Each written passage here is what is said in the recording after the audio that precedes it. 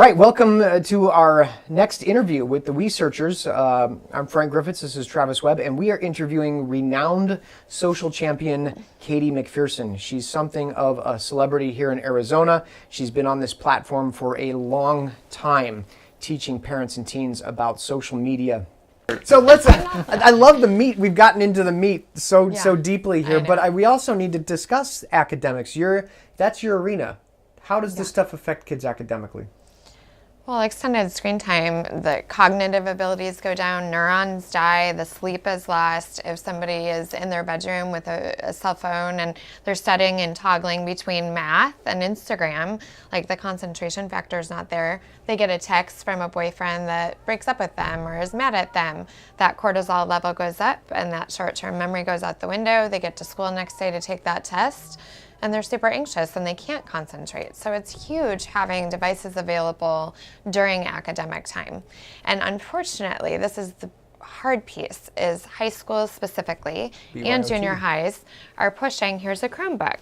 You have to use your device in class. We're gonna do some research. And they cannot handle it because they're on Instagram and then they're on social sites. They're on Instagram, they can't handle it. And so it's really, really hard academically. So is BYOT, I don't want to get political, but is it a bad concept or is it just one that needs to evolve more? I think there's a time and place for academic tasks with technology. However, I think we put kids in a huge double bind by forcing them to use devices in the classroom during the academic day. What's the solution? That is a really good question. Because when I ask IT industry experts, like, what do our kids need to have skill-wise using technology as they exit 12th grade? They say, we're looking for coders and cybersecurity experts. Those aren't the skills they're learning during the school day. Yeah. Researching, using, collaboration, doing PLCs, Google Docs with each other, great skills. Perfect. Yeah. However, I think they can do those at home on their own.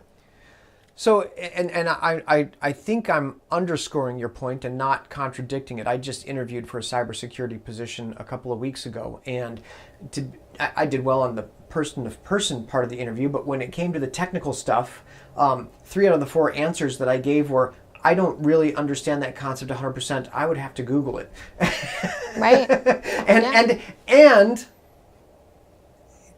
while that probably wasn't the ideal candidate answer, that actually bode really well in the interview.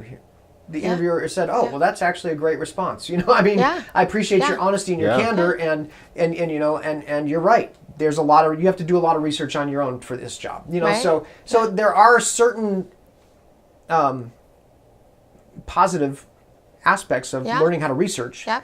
But again, maybe the core skills, maybe we need to focus change core skills a little bit more in public education. Well, and the teachers too. A lot of these teachers that have been forced to integrate technology into the classroom aren't super comfortable with it either. Yeah. And they would rather not. And they say, most of the teachers I talk to say, my kids do so much better when they have a textbook in front of them. Their concentration's there, they're engaged, they're interacting with each other. Yeah. Like, these screens are just too much of a distraction. It's an overload. I think neuroscientists would say the same. It overloads, it overstimulates. Yeah.